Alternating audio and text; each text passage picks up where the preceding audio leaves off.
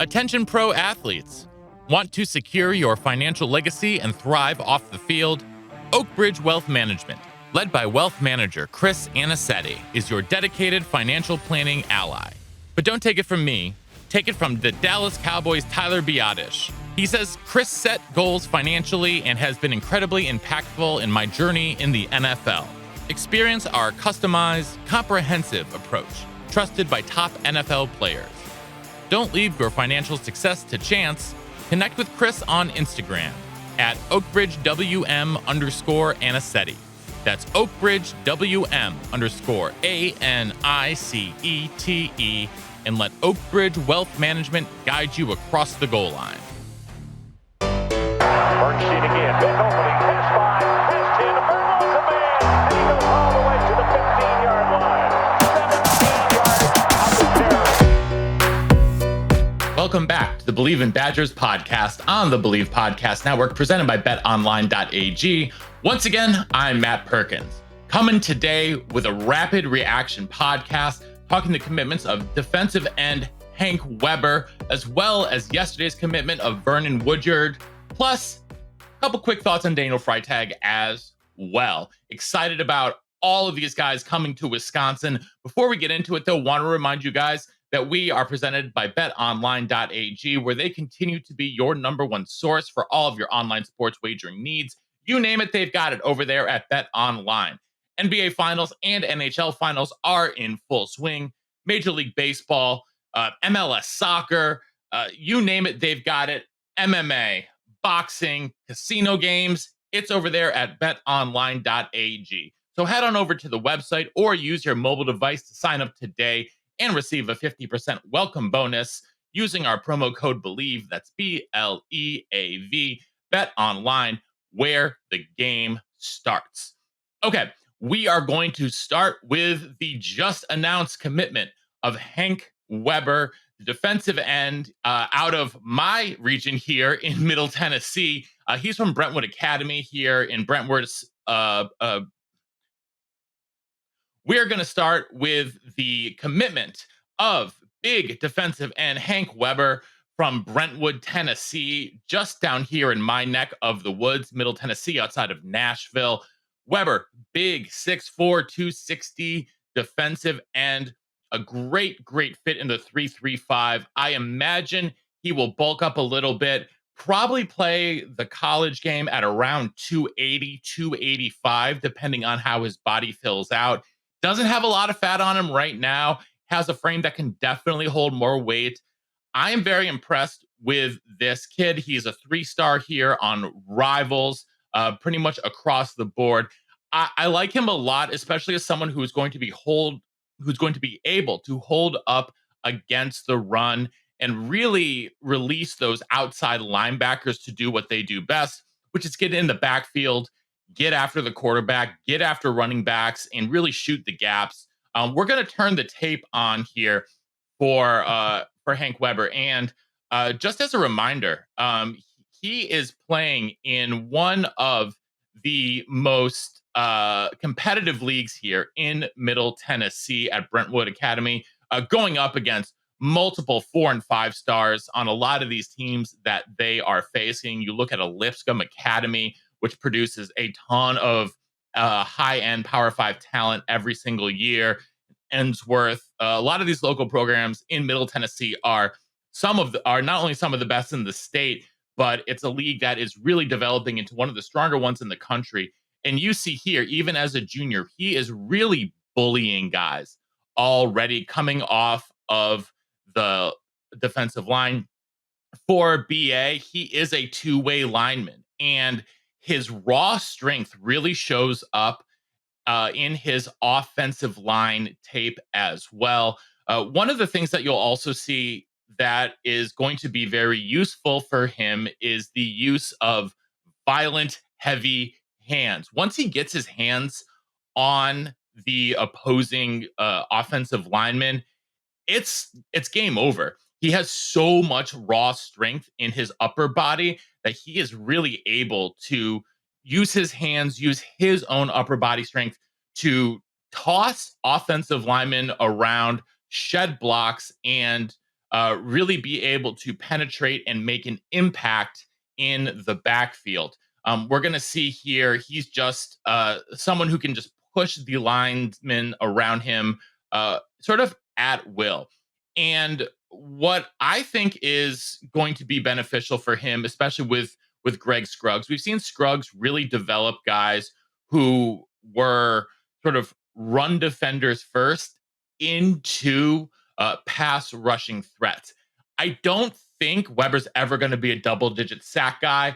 Not only because it's not necessarily his strongest aspect, but also just because of the system that they will be running in Wisconsin now under Mike Tressel, under Greg Scruggs, under Colin Hitchler, and the rest of the defensive staff. That being said, he fits really well. You want to look at a comp for him. I think a Matt Henningsen is a pretty good upside here for him. I could see him being a multi-year starter, an impact player along the defensive line, who's a versatile piece. Third and long, I imagine that he would be able to kick inside and rush from a 3 technique, whether it's over the guard, more a 1 technique. It doesn't really matter. I think that he could be someone who, once they get to 2 down linemen, even some 1 down lineman packages that I imagine the Badgers will be using on your third and longs to really emphasize the strength of the outside linebacking room. He's a guy that could, take on some of those double teams, use that natural strength, especially after he's had a year or two in S&C with Brady Collins and that group. I could see him being, 6'4 and a half, 285, 290. That's almost verbatim those Matt Henningsen measurements, with just a tough motor, and just gets after it and is going to play strong and hold up every single play. And one of the things that I like about him, especially in terms of scheme fit, is he is not going to try to be a superstar in terms of just try to swim, move, and get to the quarterback and give up gap discipline, right? He is going to be someone who stays in scheme and is really, like I said, able to free up those linebackers that the Badgers are so good with to get after the quarterback, after the ball carrier. And I think this is a really, really good pickup for Wisconsin on the defensive side of the ball, on the defensive line. He's a first piece. I imagine Wisconsin will end up taking 3 defensive linemen here in this class. He is a great, great start for that. Benedict Ume, who was on campus with Weber this weekend, is someone that I know Greg Scruggs is after hard, and you can see why. If you've turned on the tape of Ume before, you can see that he's just got the raw athleticism that complements Weber's strength, toughness, and gap discipline really, really well. I think that would be an outstanding 1-2 combo for defensive ends in this class. We'll see what they end up doing for defensive tackle, but Weber is a kid, that, might grow to be 300 pounds if he really, really fills out. Should that happen, maybe he kicks inside the defensive tackle, but I think he ends up sticking at defensive end. I think he's the prototype for what Scruggs is looking at in a 3-3-5 defensive end. Really has to be able to hold up against the run, really has to be able to hold blockers up, take on double teams. And he does that routinely at the high school level against some very good competition. And I think we'll be seeing a lot more of that in Madison in the near future as well. All right, we'll be back in just a second to break down the tape of another key recruit here for the Badgers that they landed this weekend, Vernon Woodward. Attention athletes. Do you want a frictionless and tailored financial planning experience to secure your future? Well, look no further. Introducing Oak Bridge Wealth Management, the premier financial planning firm for professional athletes. Led by wealth manager Chris Anicetti, our team provides a unique and comprehensive approach, ensuring your financial success both on and off the field. We understand the unique challenges you face as a professional athlete, from managing cash flow habits to planning major business purchases and navigating complex contracts. That's why we've developed a proven process, working closely with our strategic partners to provide seamless solutions for your unique financial journey. Our services evolve with your career, offering short, mid, and long-term goal setting, portfolio optimization, real estate investments, and more. As you transition to life beyond the field, we support you with career development and philanthropic ventures. But don't just take our word for it. Top NFL players like Chase Boulier, Tyler Biotish, Alec Ingold, and more trust Oak Bridge Wealth Management to guide them towards financial success. Troy Dye of the Minnesota Vikings says, "I really love the work that Chris and the rest of the Oak Bridge group do. I especially like the honesty and transparency when it comes to setting up financial goals and plans that best fit my needs and situation. It's time to elevate your financial game plan. Connect with Chris on Instagram at oakbridgewm_Anicete. That's oakbridgewm_ANICETE. And join the winning team." All right, we're back. Let's take a look at Vernon Woodward next. Woodward is a prospect who came a little bit more from out of the blue, but in a lot of ways really fits the mold of what Coach Fickle, Coach Haynes, Coach Hitchler, Coach Tressel, what they are really trying to do on the back end of that defense, especially at the cornerback position, and that is get long. He's 6'2", 180 right now, long arms, out of Winter Park, Florida, had a bunch of high-level offers. He was originally recruited by this staff at Cincinnati, but was also had a lot of interest from programs like Boston College, Indiana, Purdue, West Virginia, UCF. A lot of mid-tier schools were going after him, and you can see why. He's definitely got the raw athleticism, and is a kid, as he refines his technique, that you could definitely see turning into an impact player at the next level. So, let's go ahead and turn on the film here for Woodward, because I think that, the first play we're going to see right here is him just blowing up a screen. And he is someone who is also not afraid to use that long body of his to really get downhill and hit hard. He's got, a really, really impressive skill to stick to the receiver that he is covering.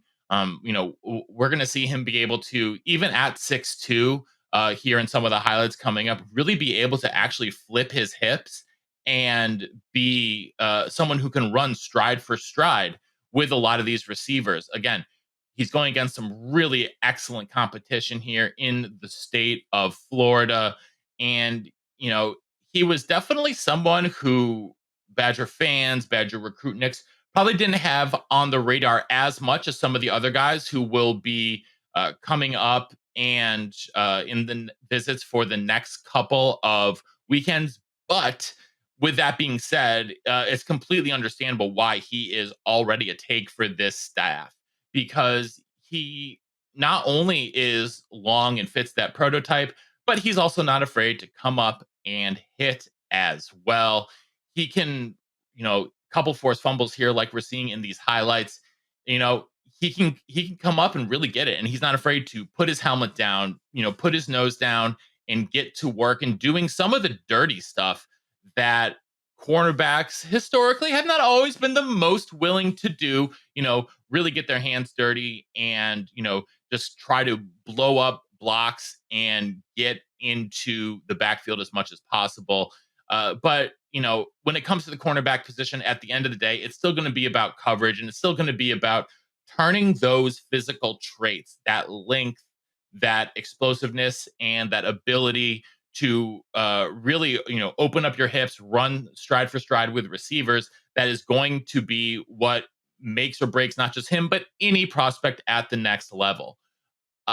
His ball skills, frankly, the teams that he's playing against aren't throwing the ball near him very much, because he's that much of a shutdown corner. We're going to see here he's operating out of the slot occasionally as well. I still project him as being more of an outside corner once he is in Madison.